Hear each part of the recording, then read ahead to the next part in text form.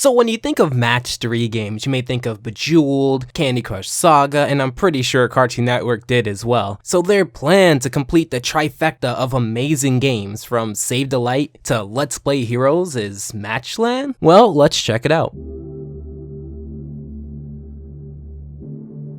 Ayo, what is up everyone? It is the Alpha J of the Alpha J Show, and today let's talk about this app. So Cartoon Network released this new app very recently called Matchland, and I was given a review code for it, full disclosure, so let's get into it. Like I said, it is a match 3 game, and that could be a turnoff to some people. I'm gonna be honest, if this wasn't Cartoon Network, I probably wouldn't have given it the time of day, but I did, and there is something I have to say. It's a match 3 game, but it has a strategic twist to it. You are indirectly battling these monsters you see on the screen that do more cute than violence, and based off of your skill is how easy it will be to defeat them. While at its core it's still a match 3 game, you shouldn't throw it aside like I would have. Now the first thing you may have noticed from this video is the cute assets. When I talk to other people about this game, that is also the first thing they bring up. I think they went really simple but effective with these cutesy colorful graphics. I also enjoy the citizens of this land being other Cartoon Network show characters. Although we may not be able to use them all as a character, I do enjoy the fact that they kind of throw back to the whole Cartoon City aspect, where all of the cartoons used to live in the same general place. Some of the characters do look a little wonky with this current design style, but overall the design is very fantastic to me. I mean, although it's great to look at, it doesn't get in my way when we look at UI, for example, or user interface. They say the best user interface are ones that don't get in your way, and this is no different. I have been able to easily maneuver my way around, get around to anything that I want, and it should be a no-brainer because this app is made for a younger audience. However, they do and show things such as chess odds, as they use a loot crate equivalent based system there when it comes to the shop to collect gold to upgrade to characters, or tokens to be able to unlock the ability to upgrade characters. I find the chess to be fair and strike the balance between the stuff you want in a chess and the amount you would need to buy it. But let's put that aside and talk about the most important aspect of this app, the gameplay. I find the gameplay to be of your average grindy mobile game. At the end of the day, your goal is and always will be to match 3 in the most efficient way possible to defeat these cute monsters. I mean, beyond this, there are certain things like a special attack that each character can do, a leader that can enhance other characters of the same personality type, and a stamina system to make sure that you don't progress through the game in about a week. So if you expect anything more than that, then try out Let's Play Heroes or Save the Light, an actual core game. One thing about this game is that unlike other match 3 games, this game doesn't really seem too accurate with the swipes. Now this is amplified with the fact that you have about 5 seconds to link up a bunch of matches, which seems easy in theory but hard if you're actually doing this, you know, in the execution. This is a mechanic that I don't agree with, especially for children. Children may not have the best coordination or reflexes to be able to chain these massive matches to double, triple, quadruple, quintuple your damage. Is going to be much harder, and I wish in a new update they kind of tweak the mechanic and make it more forgiving to basic human error. I mean, after all, at the end of the day, it's still a match 3 game. Now, I say update because there is things that the app is going to be adding soon, like this Turbo Plaza map, and since it's at the end, I do have some ways to go to be able to see it, and maybe I'll talk about it later. Oh, and speaking of things that are delayed, I actually like it that you cannot purchase gems, the main currency of the game, until you reach a certain level. This way everyone gets into the game fairly and understands the mechanics, so it's not 100% pay to win. Am I willing to pay money for the gems then? Well, it depends. Probably rarely, but I don't believe that it isn't that needed, and to a gamer, that is an incredible thing, but to a company that could mean lost profit. Maybe they're making up that money in other areas like ads, but I haven't really seen any based off of my experience, and even if they were there, I'd probably just buy no ads and support the app through that way. I also find the loading time to be fast. I'm talking literal seconds to do everything that you want, from getting around in the game to waiting for the next round. Oh, and speaking of that, the blocks stay through rounds, and I found that when an enemy is on low health, to not stack so many matches and save that big match streak, that way you'd be able to amplify the damage for the next round and start off with an early advantage. Now, I'm aware of the other attempts that Cartoon Network has made in the past when it comes to mobile apps. I'm sure this is a small minigame in the grand scheme, but I think they should really think about doing a multiplayer game across the platforms. It certainly doesn't have to be of the Fortnite or Clash Royale caliber, but something where I can play it with other people. It sounds like a great idea, and with the built-in user base of the Google Play, App Store, or whatever else, it sounds like a great idea. If this leads to things like that, then I support this. So as you can see on the screen, here are my thoughts in a more concise manner. Pros: simple and easy to get into, cute graphics, it encourages you to play, easy game to grind or spend 10 minutes if you want playing, very generous with its chests and rewards, and it's transparent about its chess odds, which some people may appreciate. However, the game is a little inaccurate sometimes and very unforgiving with your matching mistakes, and it could be a little hard to grasp the shop concept. The stamina system makes it a little hard to balance your quick looting and actual gaming, and in the game, quick looting essentially allows you to replay older levels and still get rewards from the levels that you beat. However, that also takes stamina, and sometimes the rewards you need may be in previous levels, so it just makes it very complicated for a game that's meant for a younger audience. And again, it is still a match 3 game at its core, and there's really nothing I could do to get past that. So if match 3s are not your thing, I totally understand. But I still think those who are teetering on the idea, please give it a shot. The links for the app is going to be in the description below, as well as my pinned comment. Special thanks to the crew that allowed me to get an early review code to check the game out. Let me know if you tried it or will try it out in the comments down below, as I generally don't talk about Cartoon Network's games that much. But if I see a lot of interest, I'll expand. Maybe I'll talk about older stuff. As always, special thanks to the patrons. You guys help me out a lot. Feel free to leave a request in the request video. Follow me at the ALPHAJ Show on Twitter, and if you really like this video, you should check out my OKKO video for more Cartoon Network gaming content, or my Steven Universe Attack the Light / Save the Light video. As always, I'll talk to you guys next time.